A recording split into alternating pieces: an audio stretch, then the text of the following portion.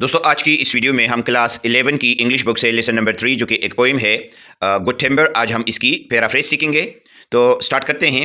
Stanza number first को आप देखें। The tree that never had to fight for sun and sky and air and light but stood out in the open plain and always got its share of rain never became a forest king but lived and died a scrubby thing. इसकी जो paraphrase है वो आप note कर लें। The tree that never struggle for sun open environment air and sunlight but grew in an open and wide field and always got enough rainwater easily, such a tree never became a strong tree in the forest but remained a small tree throughout its life. यानी उर्दू में इसका मतलब ये बनता है कि वो दरख्त जिसे कभी सूरज की रोशनी, खुली फिजा या बारिश के लिए कोशिश या जद्दोजहद न करनी पड़ी, बल्कि वो हमेशा एक खुले मैदान में आसानी से उगता रहा, ऐसा दरख्त कभी भी जंगल का ताकतवर दरख्त नहीं बन सका, बल्कि सारी ज़िंदगी एक छोटा सा कमज़ोर दरख्त ही रहा। स्क्रबी थिंग का मतलब है छोटा दरख्त या झाड़ी। ओके जी, नेक्स्ट जो स्टेंजा है इसको आप देख लें। The man who never had to toil to gain and farm his patch of soil, who never had to win his share of sun and sky and light and air, never became a manly man, but lived and died as he began. इसका जो paraphrase है वो आप note कर ले कि a person who did not work hard to get and cultivate his piece of land and who did not try to achieve the basic necessities of life, such type of person could not become a great man. Such a man lived his life without making any improvement. Urdu में इसका मतलब ये बनता है कि जो इंसान अपनी ज़मीन या अपने हिस्से की ज़मीन हासिल करने और उस पर मेहनत करने की कोशिश नहीं करता और जो ज़िंदगी की बुनियादी ज़रूरियात हासिल करने के लिए मेहनत नहीं करता, वो कभी भी अजीम इंसान नहीं बन सकता।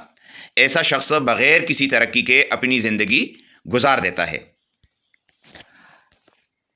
अच्छा जी, अब आते हैं स्टेंजा नंबर 3 की तरफ।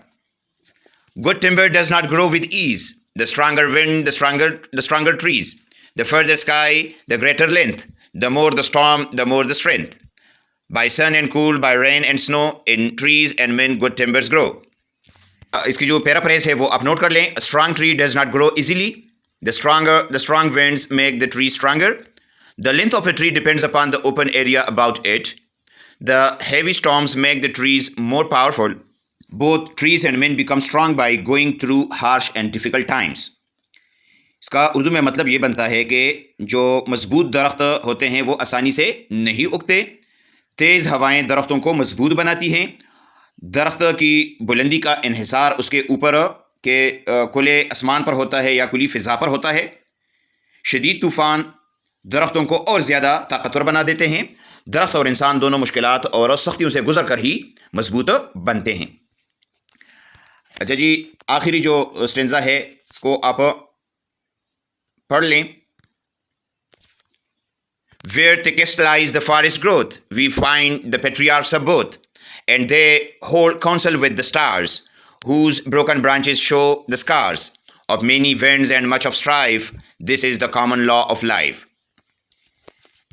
इसका जो पैराफ्रेज है वो आप नोट कर लें।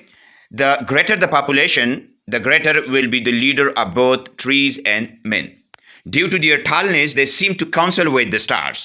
The broken branches of the trees and the wounds on the men's bodies show that they have endured many storms and hardships. It is the common law of life that enduring hardships makes a great leader.